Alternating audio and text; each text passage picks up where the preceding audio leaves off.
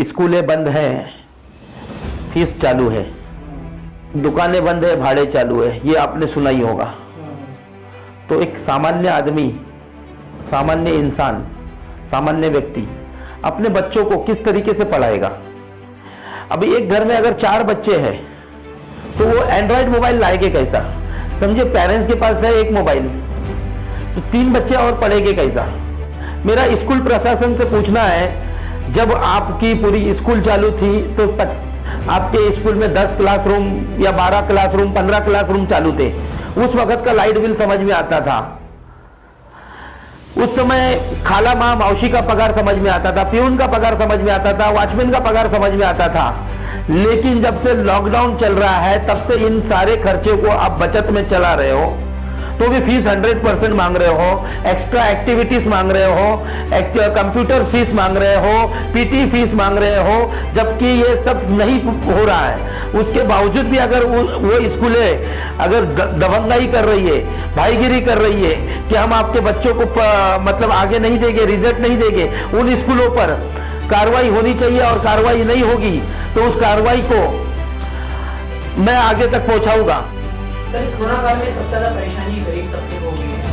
गरीब पेरेंट्स जो स्कूल की फीस नहीं भर पा रहे हैं, सबसे बड़ा मुद्दा उनके लिए ये है बच्चों की एजुकेशन का। लेकिन आप देख रहे हैं कि शहर में कई स्कूल ऐसे हैं जिन्होंने मनमानी जारी रखी है। बहुत से स्कूल है जिन्होंने पेरेंट्स का सहयोग किया है, किसी ने फीस माफ कर दी है, किसी ने फीस में रियायत दी है, किसी ने अपनी फीस को कम किया है। लेकिन कुछ स्कूल ऐसे हैं जो ऑनलाइन एजुकेशन, इंटरनेट कंटेंट और दूसरी चीज़ों की जिद लगाए हुए हैं, जबकि ना तो उन्हें स्कूल शुरुआत है, उनकी स्कूल शुरू है, ना ही कुछ वहाँ पर बच्चों को बुलाया जा रहा है, ना तो कोई दूसरी एक्टिविटीज। तो फिर आखिर क्यों इस तरह की मनमानी जारी है, इस पर क्या कहेंगे? देखिए सर, मैं आपको बताना चाहूँगा कि माननीय मंत्री महोदया वर्षा गायकवाड़ जी ने प्रस्ताव पास किया है कि आपको बिना दस्तावेज के, जैसे आपका बच्चा स्वयं से स्कूल में पढ़ रहा था और आप कोई दूसरे स्कूल में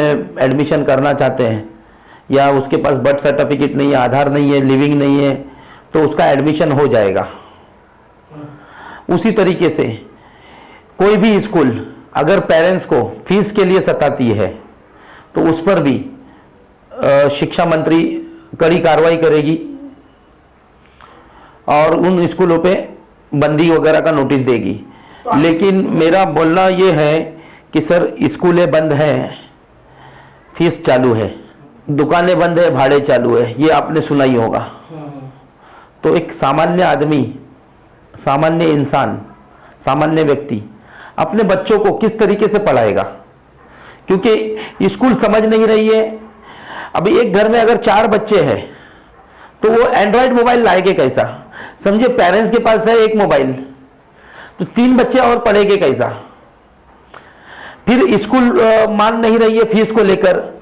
मेरा स्कूल प्रशासन से पूछना है, जब आपकी पूरी स्कूल चालू थी तो आपके स्कूल में 10 क्लासरूम या 12 क्लासरूम, 15 क्लासरूम चालू थे। उस वक्त का लाइट बिल समझ में आता था, उस समय खाला माँ मौसी का पगार समझ में आता था, प्यून का पगार समझ में आता था, वॉचमैन का पगार समझ में आता था। लेकिन जब से लॉकडाउन चल रहा है तब से इन सारे खर्चे को आप बचत में चला रहे हो, तो भी फीस 100% मांग रहे हो, एक्स्ट्रा एक्टिविटीज मांग रहे हो, कंप्यूटर फीस मांग रहे हो, पीटी फीस मांग रहे हो, जबकि ये सब नहीं हो रहा है।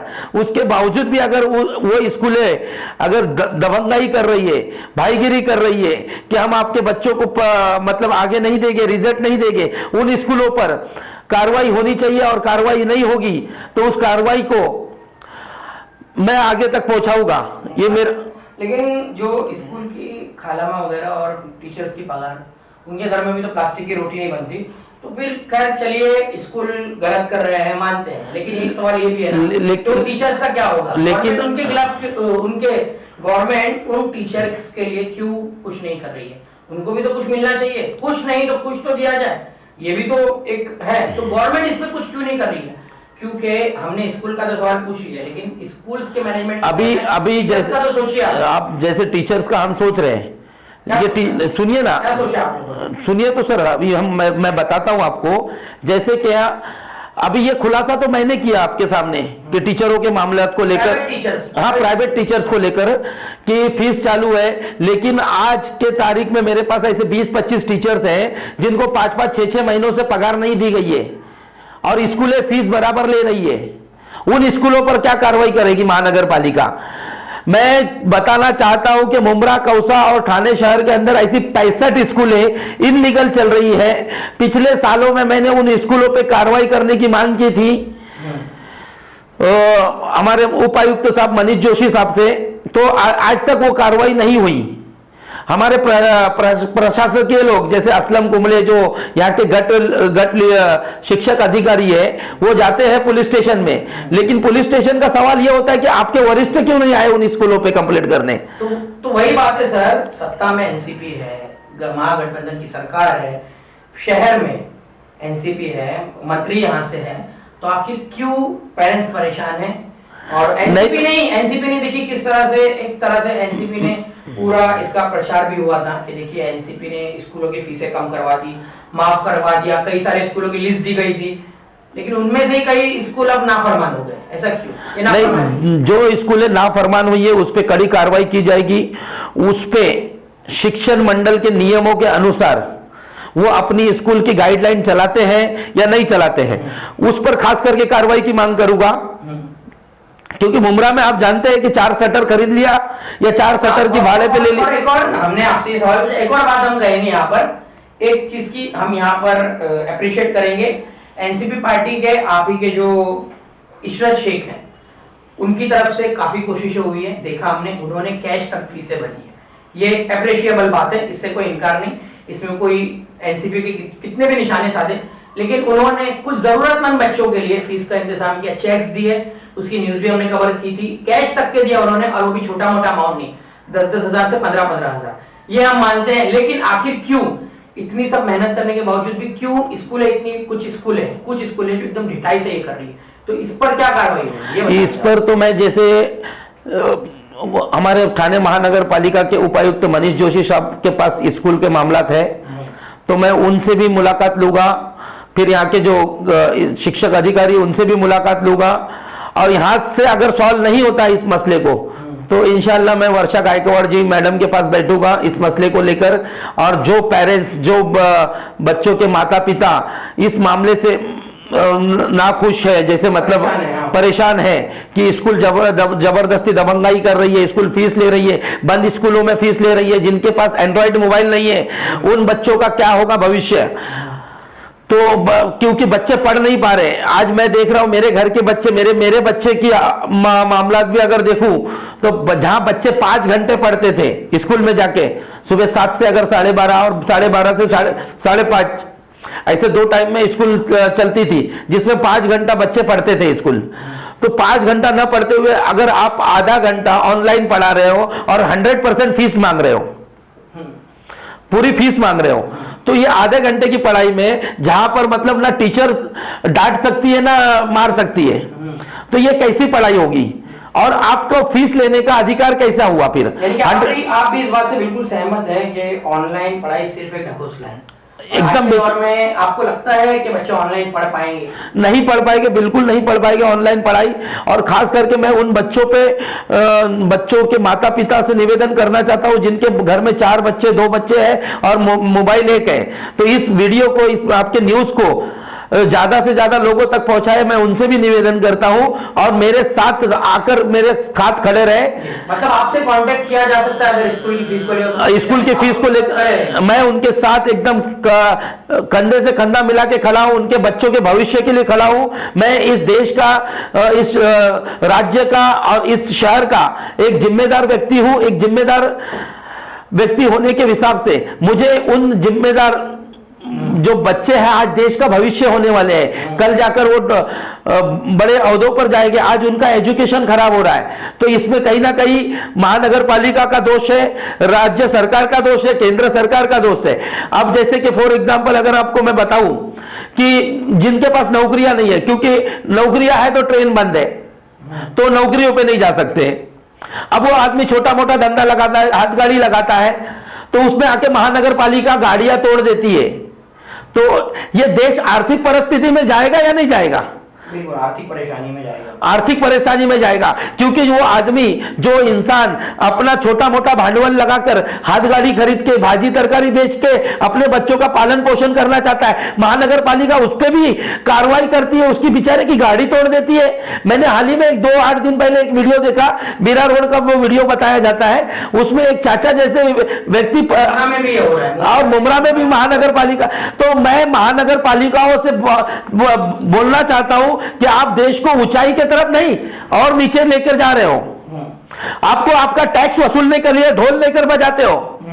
मैं कई दिनों से असलम कुंबले को फोन कर रहा हूं कि म्युनिसिपल स्कूल मुमरा कौसा की जो इंग्लिश मीडियम की स्कूल है उसमें गट बढ़ाया जाए, डिवीजन बढ़ाया जाए। असलम कुंबले मेरा कॉल नहीं उठा रहे।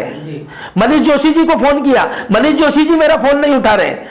और फिर मैं रजनीकांत, एक उनके कलर का है, इंग्लिश मीडियम का, वही देखते हैं। मैंने आसिया टीचर है वहां पर, उनसे भी जब राब्ता किया तो वो भी, उनका भी कहना यह था कि मुझे भी सर 5 से 6 महीना हो गया है, बिल्कुल सैलरी मिली नहीं है। मैं एक प्राइवेट बेस पे मतलब एक पढ़ा रही हूँ, हाँ कॉन्ट्रैक्ट बेस पे पढ़ा रही हूँ, जिसमें मुझे भी सैलरी 5 से 6 महीने से नहीं दी गई है। अगर शहर की सत्ताधारी पार्टी टीएमसी अगर सरकारी स्कूलों पर ही ध्यान दे तो ये जो मनमानी है कुछ प्राइवेट स्कूलों की शायद वो खत्म हो। आखिर क्यों नहीं दी जा रही है ऐसी? मैं सरकारी स्कूलों के होते हुए, जबकि सरकारी स्कूलों में सारी सहूलतें, सरकारी सिर्फ जाता है पढ़ने के लिए, सरकारी स्कूलों में सिर्फ पगार के लिए सरकारी टीचर आगे होते हैं, पढ़ाने के मामले में तो वो आगे होते ही नहीं है। नहीं, टीचर भी बंधे हुए सर, कहीं ना कहीं टीचर, आपने ये बात कही है, काटूंगा आपकी बात को, लेकिन टीचर्स भी कहीं ना कहीं बंधे हुए। आप बच्चों को जिस तरह से एजुकेशन देना है दे नहीं सकते, हर तरह की आजादी कहीं ना कहीं स्टूडेंट्स को मिली हुई है, फेल नहीं आप कर सकते। आपका एजुकेशन सिस्टम, बच्चों को बुक्स नहीं मिलती है कई, और बच्चे स्कूल भी नहीं आते। अगर बच्चों को अभी जुलाई का महीना चल रहा है, अभी तक महानगर पालिकाओं में किताबें नहीं आई है। क्यों ऐसा? तो कहीं ना कहीं टीचर्स, चलिए टीचर्स को जिम्मेदार आप ठहरा रहे हैं, अगर ये सारी ढील सिस्टम की तरफ से दी जाएगी तो टीचर तो लापरवाह होगा। हाँ, तो ये सब जिम्मेदारी सिस्टम को अपनी तरीके से पूरी करना चाहिए, क्योंकि जून जैसे ही आने से पहला उन बच्चों की किताबें स्कूल में आ जानी चाहिए, उन बच्चों का यूनिफॉर्म आ जाना चाहिए, उन बच्चों के जूते मोजे आ जाने चाहिए। बिल्कुल। तो ये इस तरीके से मतलब स्कूल और प्रशासन बेहतरीन तरीके से चलेगा। और सबसे एक दूसरा ये मसला कि हर पार्टी में हमने देखा है, हर राजनीतिक पार्टी में एक स्टूडेंट्स विंग आपको मिल जाएंगी, स्टूडेंट विंग मिल जाएगी, लेकिन टीचर्स की कोई विंग नहीं मिली, जबकि teachers are the pillar of the nation. आखिर क्यों टीचर्स की जिम्मेदारी के ऊपर नहीं? तो एनसीपी इसके लिए जो शहर में चली, देखिए छोड़िए वो दूसरी बात है, इस वक्त जो मौजूद है टीचर्स की हालत है इस लॉकडाउन की वजह से, बेरोजगारी और दूसरी चीजें, तो उनके लिए क्या आप मांग करेंगे, क्या किया जाए? देखिए, जैसे अगर स्कूल पूरी फीस ले रही है, पहले तो उनको पूरी फीस लेना नहीं चाहिए, क्योंकि वो स्कूलों के टीचरों को 20%, 25%, 50% पगार दे रही है। जब उन टीचरों को जब पूरी पगार नहीं दे पा रहे आप, तो हमसे और हमारे मतलब जो मुमरा कौसा या अदरवाइज और भी कई जगहों के बच्चों के पेरेंट्स से आप पूरी फीस की मांग क्यों कर रहे हैं?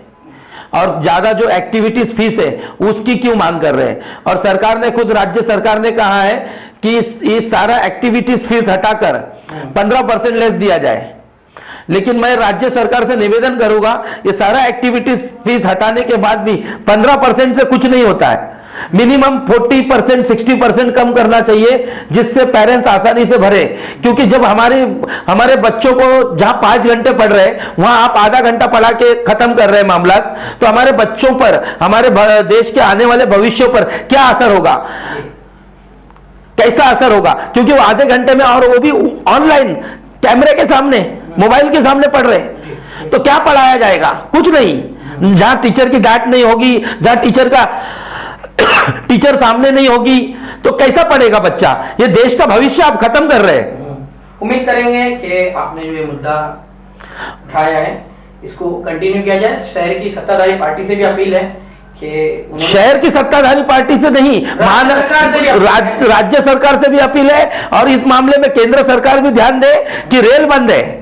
अब छोटा मोटा व्यापारी, छोटा मोटा कारोबारी और छोटा मोटा नौकरी करने वाला वो कैसे अपने बच्चों का पालन पोषण करे? यहाँ फाकों का आलम चल रहा है, यहाँ भूखमरी का आलम चल रहा है, यहाँ बच्चे भूखे रह रहे, तो सरकार कहाँ है? ठीक है, बहुत बहुत शुक्रिया।